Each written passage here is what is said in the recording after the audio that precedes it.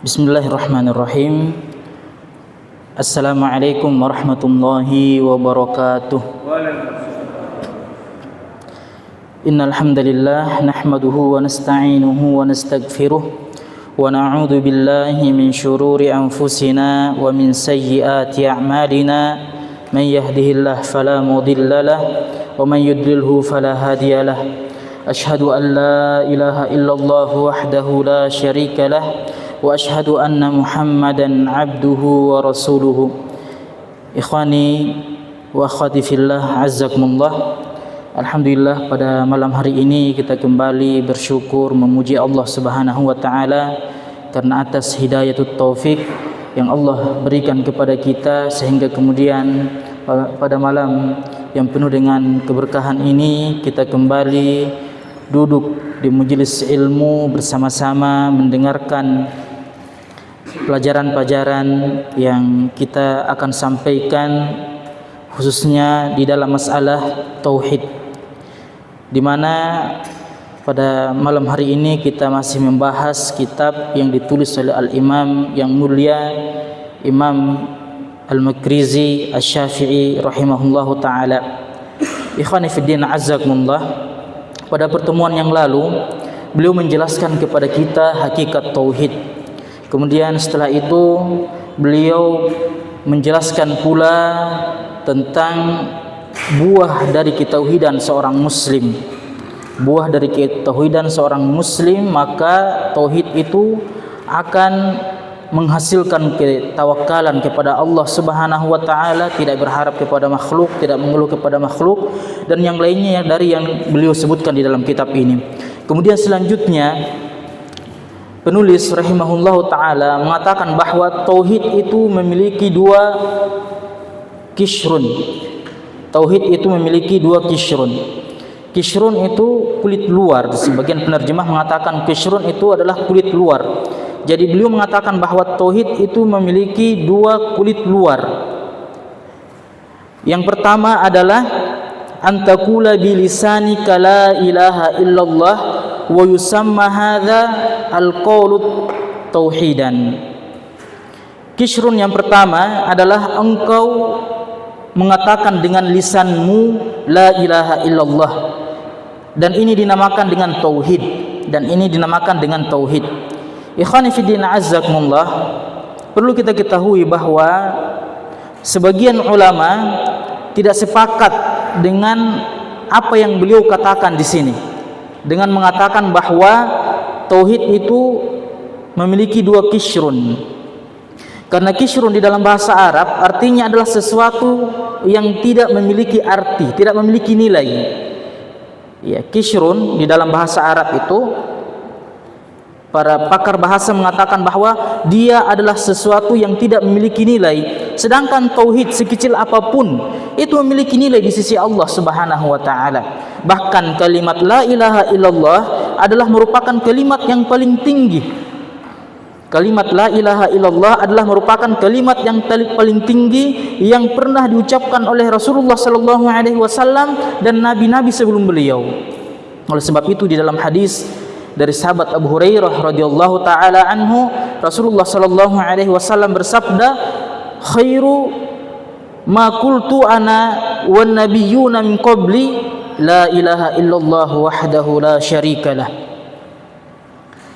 Sebaik-baik ucapan, kata Rasulullah, sebaik-baik ucapan yang aku ucapkan dan para nabi sebelumku juga mengucapkannya adalah la ilaha illallah, kalimat tauhid la ilaha illallah. Kemudian di dalam hadis yang lain masih menjelaskan tentang kalimat tauhid ini adalah sesuatu yang sangat penting, adalah hadis di mana kemudian suatu ketika Rasulullah sallallahu alaihi wasallam mendatangi pamannya Abu Thalib. Saat itu Abu Thalib sedang sakaratul maut. Rasulullah berusaha untuk membuat Abu Thalib itu bersyahadat, karena Abu Thalib adalah manusia yang paling banyak jasanya kepada Rasulullah, yang paling banyak pengorbanannya kepada Rasulullah sallallahu alaihi wasallam. Hanya saja Abu Thalib tidak pernah mengucapkan la ilaha illallah di dalam hidupnya. Dan Abu Thalib juga mengakui kebaikan Nabi Muhammad sallallahu alaihi wasallam.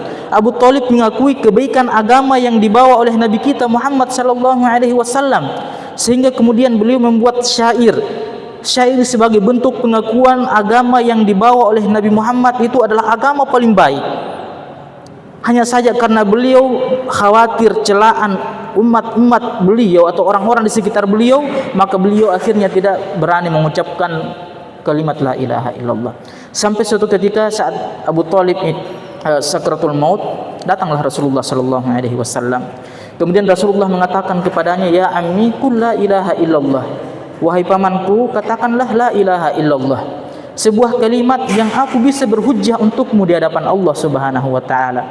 Nah, dari hadis ini, maka kemudian para ulama mengatakan bahwa ini merupakan dalil tentang pentingnya kalimat la ilaha illallah, sehingga kemudian dia tidak boleh dikatakan sebagai kisrun, tidak boleh dikatakan sebagai sesuatu yang tidak memiliki arti, sehingga ulama yang lain tidak sepakat dengan ungkapan yang disebutkan oleh Al-Imam Al-Makrizi ketika beliau mengatakan bahwasanya tauhid itu memiliki dua kisrun. Nah, jadi kisrun yang pertama seperti yang kita sudah katakan tadi adalah mengucapkan dengan lisan la ilaha illallah. Mengucapkan dengan lisan la ilaha illallah, dan kalimat la ilaha illallah ini juga dikatakan sebagai kalimat tauhid. Kalimat la ilaha illallah juga dikatakan sebagai kalimat tauhid, dan ini sesuai dengan petunjuk dalil hadis dari Nabi sallallahu alaihi wasallam menjelaskan masalah itu, di mana kemudian la ilaha illallah ini juga dikatakan sebagai kalimat tauhid. Di dalam hadis yang terdapat di dalam Sahihain dari hadis Ibnu Umar radhiyallahu taala anhuma, Rasulullah sallallahu alaihi wasallam bersabda, bunyal islamu ala khamsin, syahadatu an la ilaha illallah. Islam itu, kata Rasulullah, Islam itu tegak di atas 5 perkara. Yang pertama adalah syahadat la ilaha illallah. Di dalam riwayat yang lain yang terdapat di dalam Sahih Muslim, Rasulullah sallallahu alaihi wasallam mengatakan ala ayyuhidallah. La ilaha illallah ini di dalam riwayat yang lain dikatakan ayyuhidallah, mentauhidkan Allah Subhanahu wa taala. La ilaha illallah pada riwayat yang lain dikatakan sebagai mentauhidkan Allah Subhanahu wa taala. Oleh sebab itu, tidak keliru ketika beliau mengatakan bahwa la ilaha illallah ini juga dinamakan dengan tauhid. Kemudian di dalam hadis yang lain yang masih menjelaskan tentang la ilaha illallah ini juga dinamakan dengan tauhid adalah hadis ketika Rasulullah sallallahu alaihi wasallam mengutus Muadz bin Jabal ke negeri Yaman untuk berdakwah di sana. Kata Rasulullah sallallahu alaihi wasallam, innaka ta'ti qauman min ahlil kitab falyakun awwalu ma tad'uuhum ila syahadati an la ilaha illallah. Kata Rasulullah, wahai Muadz, engkau akan datang kepada kaum ahlul kitab di negeri Yaman, maka pertama kali yang engkau harus ajarkan kepada mereka adalah kesaksian la ilaha illallah. Dan dalam riwayat yang lain Rasulullah sallallahu alaihi wasallam mengatakan kepada Muadz, ila ayyuhidullah, agar mereka mentauhidkan Allah. Jadi la ilaha illallah ini juga dinamakan tauhid oleh Rasulullah sallallahu alaihi wasallam. Oleh sebab itu, kemudian beliau mengatakan bahwa kisrun yang pertama adalah mengucapkan dengan lisan la ilaha illallah, dan kalimat ini juga dinamakan dengan kalimat tauhid. Kalimat ini juga dinamakan dengan kalimat tauhid. Dari apa yang beliau jelaskan di sini bahwa la ilaha illallah ini adalah sesuatu yang harus diucapkan dengan lisan. Sesuatu yang harus diucapkan dengan lisan. Oleh sebab itu, jika ada seseorang yang berkata, saya Islam, saya masuk Islam, saya ingin laksanakan semua perintah-perintah Islam, saya sholat, puasa, zakat, dan seterusnya dari amalan-amalan Islam, namun saya tidak mau ucapkan la ilaha illallah, saya tidak mau ucapkan la ilaha illallah, tetapi saya yakini di dalam hati saya, Islamnya benar atau salah? Islamnya tetap salah. Karena la ilaha illallah itu selain diyakini, dia harus diucapkan dengan lisan. bagi mereka yang sanggup untuk mengucapkannya. Bagi mereka yang sanggup untuk mengucapkannya. Namun jika dia termasuk orang yang tidak bisa berbicara, maka Allah Subhanahu wa taala berfirman, "Fattaqullaha mastata'tum." Nah, fattaqullaha mastata'tum. Tetapi jika kita mampu untuk mengucapkannya, maka tidak kita harus ucapkan la ilaha illallah ini dengan lisan kita, diiringi dengan keyakinan di dalam hati sebagai bentuk syarat keislaman seseorang. Nah, oleh sebab itu kemudian Allah Subhanahu wa taala berfirman, qalu nashhadu innaka la rasulullah. Orang-orang munafik ini Allah kabarkan tentang mereka. Karena kenapa? Orang-orang munafik ini pun mengucapkan la ilaha illallah. Oleh sebab itu Imam Al-Makrizi beliau mengatakan bahwa tauhid, kalimat tauhid ini, yaitu mengucapkan dengan lisan la ilaha illallah, adalah sebuah keyakinan yang kemudian menyelisih keyakinannya orang-orang Nasrani, keyakinan trinitasnya orang-orang Nasrani. Dan kalimat tauhid ini juga muncul dari orang-orang munafik, karena orang-orang munafik adalah mereka menampakkan keislamannya. Orang-orang munafik itu adalah mereka orang-orang yang menampakkan keislamannya dengan mengucapkan la ilaha illallah, namun mereka menyembunyikan kekafiran yang ada di dalam diri mereka. Maka ketika kita membaca sejarah bagaimana orang-orang munafik di Madinah pada saat itu, mereka senantiasa menebarkan isu, senantiasa menebarkan fitnah, menebarkan keraguan di tengah-tengah kaum muslimin. Itu kerjaan mereka, orang-orang munafik. Abdullah bin Ubay bin Salul, tokoh munafik di Madinah pada saat itu, dia berhasil membuat sebagian orang ragu dengan Islam. Kita ingat pada saat peperangan Uhud, para sahabat saat itu bersiap-siap untuk berangkat ke Uhud untuk melakukan peperangan di sana. Namun datang orang munafik ini mempengaruhi beberapa orang sahabat dan akhirnya ikut sama dia kembali ke Madinah. Nah, ini orang-orang munafik. Mereka berucap dengan lisan mereka kalimat la ilaha illallah, namun di dalam hati mereka ada pengingkaran yang sangat besar kepada Rasulullah sallallahu alaihi wasallam. Oleh sebab itu kemudian Imam Al-Makrizi beliau mengatakan bahwa munafik itu yukhalifu sirruhu jahrahu. Orang munafik itu apa yang nampak pada dia menyelisih apa yang dia sembunyikan. Menyelisih apa yang dia sembunyikan. Oleh sebab itu kemudian Allah Subhanahu wa taala berfirman, "Idza ja'akal munafiquna qalu nashhadu innaka la rasulullah." Ketika orang-orang munafik itu datang kepadamu, kemudian mereka berkata, kami mempersaksikan bahwasanya kamu adalah Rasul Allah Subhanahu wa taala. Ya, tetapi pengakuan mereka ini hanyalah tinggal pengakuan, tidak dibarengi dengan keyakinan di dalam hati. Oleh sebab itu, seseorang yang mengucapkan la ilaha illallah, dia tidak boleh hanya sekedar mengucapkannya. Di sana ada konsekuensi, ada kelaziman-kelaziman dari kalimat la ilaha illallah ini yang harus dia perhatikan, yang harus dia amalkan, yang harus dia terapkan setelah dia mengucapkan la ilaha illallah. Oleh sebab itu kemudian sebagian ulama mengatakan hadhil kalimah laha lawazim fa innaha la tanfa'uhu la ilaha illallah, bahwasanya kalimat ini memiliki kelaziman-kelaziman di mana la ilaha illallah ini tidak akan memberikan manfaat. Perhatikan, kalimat la ilaha illallah ini tidak akan memberikan manfaat kecuali kita menghadirkan kelaziman-kelaziman tersebut, kecuali kita menghadirkan konsekuensi dari kalimat la ilaha illallah. Oleh sebab itu kemudian dikatakan kepada Hasan Al-Basri rahimahullahu taala,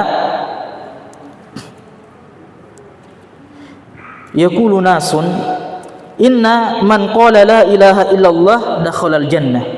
Dikatakan kepada Hasan Al-Basri, yaitu sebagian manusia berkata bahwa barang siapa yang berkata la ilaha illallah maka dia akan masuk surga. Maka Hasan Al-Basri berkata, "Man qala la ilaha illallah wa adda haqqaha wa faradaha dakhala al-jannah." Yaitu barang siapa yang berkata la ilaha illallah, kemudian dia menunaikan hak-haknya. La ilaha illallah ini memiliki hak yang perlu kita perhatikan. Bukan hanya sekedar ucapan yang diucapkan oleh sebagian manusia, kemudian dengan ucapan itu dia otomatis langsung masuk surga. Di sana ada hak dari kalimat la ilaha illallah, ada kewajiban-kewajibannya, ada kewajiban-kewajibannya. Maka siapa yang mengucapkan la ilaha illallah, dia menunaikan hak-hak la ilaha illallah tersebut, kemudian dia melaksanakan kewajiban-kewajiban la ilaha illallah, maka dia akan masuk surga, kata Al-Imam Hasan Al-Basri. Begitu juga dikatakan kepada Wahab bin Munabbih rahimahullahu ta'ala, "Inna la ilaha illallah miftahul jannah." Wahai Wahab bin Munabbih, sesungguhnya la ilaha illallah itu adalah kunci dari surga. Sesungguhnya la ilaha illallah itu adalah kunci dari surga. Kemudian beliau berkata, "Na'am, iya, tentu saja la ilaha illallah itu adalah kunci dari surga. Akan tetapi setiap kunci itu memiliki gigi. Setiap kunci itu memiliki gigi. Apabila kamu datang dengan membawa kunci yang memiliki gigi, maka kamu bisa membuka pintunya. Tetapi jika kamu datang dengan kunci yang polos, rata, tidak ada giginya sama sekali, tidak bergerigi, maka sungguh kamu tidak akan bisa membuka pintu tersebut."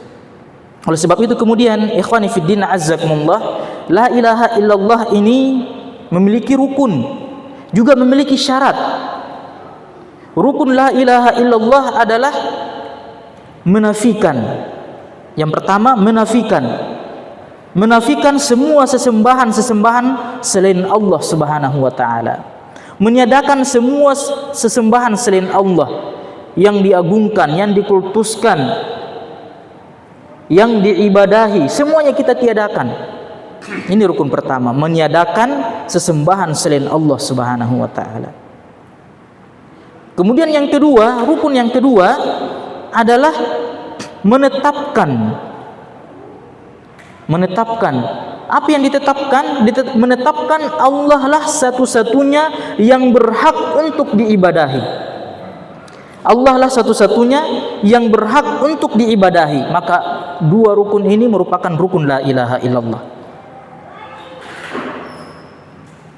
Dan juga la ilaha illallah memiliki syarat yang harus kita penuhi agar dia menjadi kunci surga bagi kita, agar dia menjadi penyebab kita masuk ke dalam surga Allah Subhanahu wa taala. Dia memiliki syarat. Para ulama mengatakan bahwa syarat pertama dari la ilaha illallah ini adalah al-ilmu. Ilmu. Kita harus mengetahui makna la ilaha illallah. Harus mengetahui makna la ilaha illallah.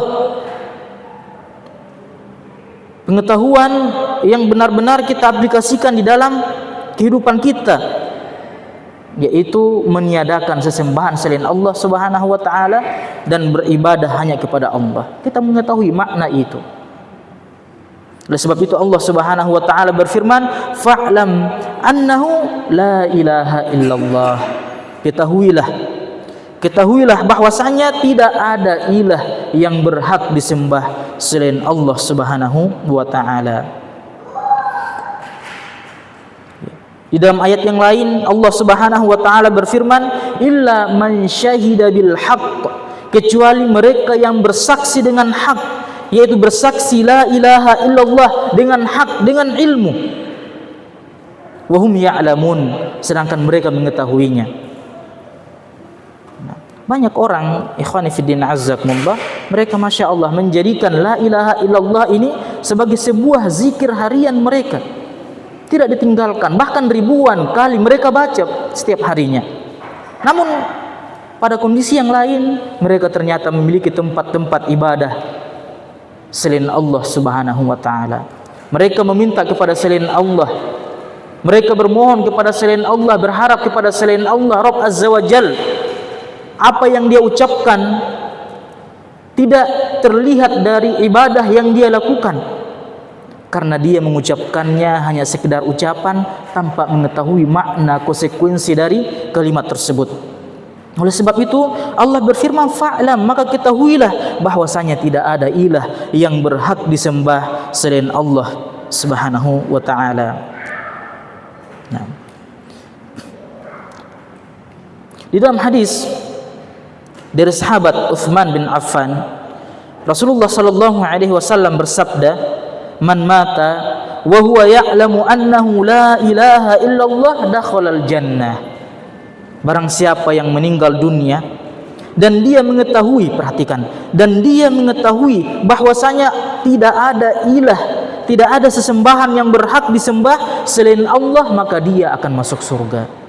Oleh sebab itu kemudian para ulama mengatakan syarat la ilaha illallah yang pertama adalah ilmu. Bukan hanya sekadar mengucapkan, tetapi kita mengilmui apa yang kita ucapkan dari kalimat la ilaha illallah itu.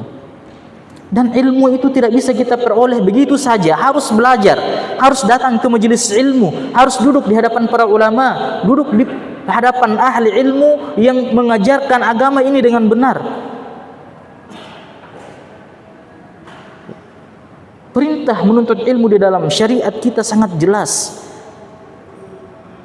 Perintah dalam menuntut ilmu di dalam agama kita sangat jelas. Dibacakan oleh Rasulullah sallallahu alaihi wasallam dalam hadis-hadisnya. Dijelaskan tentang keutamaan-keutamaannya.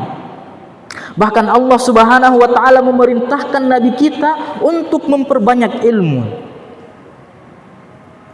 Tidak ada satu perintah dari Allah Subhanahu wa taala kepada nabi kita untuk memperbanyak kecuali memperbanyak ilmu.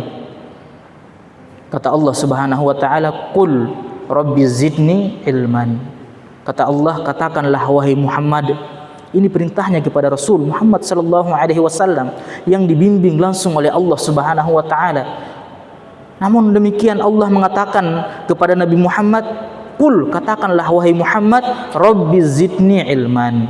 Ya Allah, tambahkanlah ilmu kepadaku. Ilmu adalah memiliki kedudukan luar biasa di dalam agama kita, sehingga dia menjadi syarat pertama dari kalimat la ilaha illallah. Kemudian yang kedua, syarat yang kedua adalah al-yaqin. Seseorang yang mengucapkan la ilaha illallah ini setelah dia mengetahui maknanya, mengetahui konsekuensinya, maka dia harus yakin dengan apa yang dia ucapkan. Tidak boleh ragu sedikit pun. Tidak boleh ragu sedikit pun. La ilaha illallah adalah hak. Tidak ada ilah yang berhak disembah adalah hak. Tidak boleh kita ragu dengan kebenarannya. Allah sebagai Rabb kita yang kita ibadahi satu-satunya, tidak boleh kita ragukan sedikit pun. Oleh sebab itu kemudian Allah Subhanahu wa taala berfirman, "Innamal mu'minuna alladzina amanu billahi wa rasulihi tsumma lam yartabu." Sesungguhnya orang-orang mukmin itu hanyalah mereka yang beriman kepada Allah dan Rasul-Nya. Sesungguhnya orang-orang mukmin itu adalah hanya mereka yang beriman kepada Allah dan Rasul-Nya, kemudian mereka tidak ragu sedikit pun dengan keimanannya. Oleh sebab itu, seorang yang mengucapkan la ilaha illallah harus yakin dengan apa yang dia ucapkan. Keyakinannya tidak boleh dicampuri oleh keraguan sedikit pun. Tidak boleh dicampuri oleh keraguan sedikit pun. Siapa yang ragu terhadap syariat yang agung ini, siapa yang ragu terhadap keesaan Allah sebagai satu-satunya yang hak untuk diibadahi, maka ini akan mengancam dirinya keluar dari agama Islam. Tidak boleh ragu. Tidak boleh ragu dengan apa yang kita ucapkan, yaitu kesaksian kita bahwa tidak ada ilah yang berhak disembah selain Allah Subhanahu wa taala. Dan ini adalah merupakan inti dakwah para rasul. Bagaimana mungkin kita akan ragu dengan inti dakwah para rasul? Dari rasul pertama yang Allah Subhanahu wa taala utus, maka yang mereka dakwahkan adalah la ilaha illallah. Nabi Nuh alaihi salam berdakwah ratusan tahun. atau mungkin ribuan tahun. Yang beliau dakwahkan adalah la ilaha illallah. Nabi kita Muhammad sallallahu alaihi wasallam dengan berbagai macam ujian, cobaan dari orang-orang terdekat beliau saat berdakwah di Mekah. Ujian terbesar adalah ketika datang dari keluarga-keluarga beliau sallallahu alaihi wasallam. Apa yang beliau dakwahkan sampai akhirnya terusir ke Madinah adalah la ilaha illallah. La ilaha illallah. Kalimat tauhid.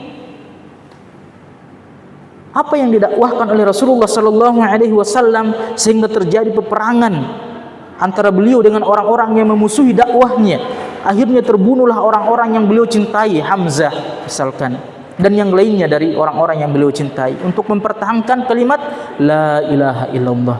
Oleh sebab itu seorang muslim, seorang mukmin tidak boleh bagi mereka sedikit pun ragu dengan kalimat tersebut. Itu syarat yang kedua. Syarat yang ketiga adalah qabul, menerima berbagai macam kelaziman dari la ilaha illallah ini. Keharusan la ilaha illallah yang harus diamalkan oleh seorang muslim. Dia harus menerima bahwasanya dia tidak boleh menyembah selain Allah ketika dia mempersaksikan keesaan Allah. Dia harus menerima Allah lah satu-satunya tempat dia beribadah, tempat dia meminta, tempat dia memohon pertolongan dan seterusnya. Dia harus menerima itu dengan ikhlas lapang dada, penuh keyakinan, penuh dengan pengetahuan. Kemudian syarat yang keempat adalah inqiyad. Inqiyad itu adalah tunduk, patuh, berserah diri kepada Allah Subhanahu wa taala. Dan ini merupakan salah satu syarat dari la ilaha illallah. Artinya ketika seseorang mempersaksikan tauhidnya kepada Allah, maka dia harus tunduk patuh kepada Allah. Artinya dia harus mengakui kehambaannya di hadapan Allah Subhanahu wa taala. Dia harus mengakui bahwasanya Allah Subhanahu wa taala lah Rabb, raja segala raja. Allah satu-satunya yang berhak untuk diibadahi. Allah satu-satunya yang berhak untuk disembah. Kita ini bukan siapa-siapa di hadapan Allah Subhanahu wa taala. Tunduk patuh dengan keharusan kalimat la ilaha illallah. Tidak boleh membangkang. Jangan sampai kemudian tatkala ada seseorang yang mengucapkan la ilaha illallah, dia disuruh hanya beribadah kepada Allah, kemudian dia mengatakan, "Oh, kami memiliki sembahan lain. Kami memiliki tempat yang kami kultuskan selain Allah Subhanahu wa taala. Kami memiliki tempat yang kami muliakan, di sana kami meminta kepada selain Allah." Ini bagian dari bentuk takabbur kepada Allah Subhanahu wa taala, bentuk sombong di hadapan Allah Subhanahu wa taala. Dan orang-orang semacam ini telah kehilangan hakikat ubudiyah di dalam dirinya. Orang-orang semacam ini telah kehilangan hakikat ubudiyah di dalam dirinya. Ketika dia tidak mau beribadah, tidak mau tunduk patuh kepada Allah, maka hilang hakikat ubudiyah di dalam dirinya. Padahal telah kita jelaskan bahwasanya kedudukan tertinggi seorang muslim atau kedudukan tertinggi manusia adalah ketika dia menghambakan dirinya di hadapan Allah Subhanahu wa taala. Oleh sebab itu Nabi kita Muhammad sallallahu alaihi wasallam ketika beliau beribadah kepada Allah di tengah malam, panjang ibadah Rasulullah di tengah malam itu. Sampai suatu ketika istri beliau bertanya, "Ya Rasulullah, kenapa engkau beribadah semacam ini sampai tumit bulu pecah-pecah, terlalu lama berdiri untuk beribadah?" Maka apa yang dikatakan oleh Rasulullah sallallahu alaihi wasallam?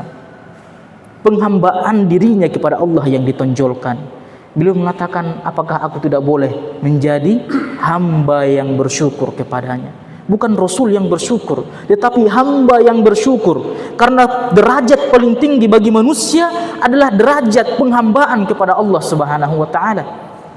Oleh sebab itu jika ada manusia yang sudah mulai tidak patuh tunduk kepada Allah, menyombongkan diri, mengaku memiliki kekuatan, mengaku memiliki sesembahan-sesembahan selain Allah Subhanahu wa taala, maka dia sebetulnya telah menjerumuskan dirinya, membenamkan dirinya ke dalam lumpur kehinaan. Lumpur kehinaan. Nah, itu dia syarat yang keempat. Syarat yang kelima adalah sidqu. Tulus ketika mengucapkan la ilaha illallah ini. Jujur ketika mengucapkan la ilaha illallah. Oleh sebab itu kemudian Allah Subhanahu wa taala berfirman, ahasiban nasu an yutraku an yaqulu amanna wa hum la yuftanun. Apakah kalian mengira Allah akan membiarkan manusia mengucapkan aku beriman kepada Allah Subhanahu wa taala sedangkan dia tidak diuji? Maka sungguh Allah akan menguji mereka. Fala ya'lamannal ladzina shadaqu wa la ya'lamannal kadzibin. Agar dengan ujian itu ketahuanlah siapa yang tulus di dalam keimanannya dan siapa yang berdusta. Allah menguji kita untuk mengetahui siapa yang tulus, dan ketulusan di dalam mengucapkan la ilaha illallah ini merupakan syarat dari la ilaha illallah yang harus kita hadirkan, syarat yang harus dihadirkan ketika mengucapkan kalimat tauhid, kalimat yang agung itu. Kemudian selanjutnya syarat yang kelima adalah ikhlas. Ikhlas ketika mengucapkannya. Bukan karena mengharapkan keuntungan duniawi, pujian, pengakuan dan seterusnya. Bukan agar dibilang orang yang soleh, orang yang rajin berzikir dan seterusnya. Tetapi dia mengucapkan la ilaha illallah ini karena tulus, ikhlas lillahi ta'ala. Ikhlas di dalam mengucapkan kalimat ini akan berbuah kepada amalan, nampak pada amalan, nampak pada perilaku. Orang yang ikhlas dalam mengucapkan la ilaha illallah, maka dia tidak akan beribadah kepada selain Allah Subhanahu wa taala. Orang yang ikhlas dalam mengucapkan la ilaha illallah, maka dia akan singkirkan semua sesembahan-sesembahan selain Allah.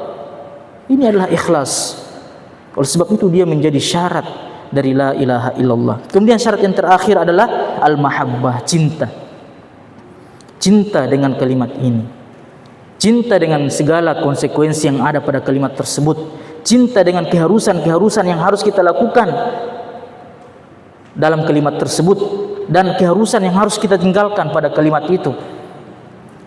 Dan 7 syarat ini merupakan gigi dari kunci surga yang disebutkan oleh Wahab bin Munabbih tadi, di mana beliau mengatakan bahwasanya benar la ilaha illallah ini merupakan kunci dari surga, tetapi kunci ini memiliki gigi sehingga dia bisa berfungsi untuk membuka pintu dari surga itu.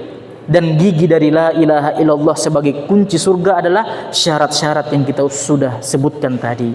Ada 7 syarat. Nah, demikian ikhwani fiddin azzakumullah kajian kita pada malam hari ini. Syukran ala husni istimaikum. Assalamualaikum warahmatullahi wabarakatuh.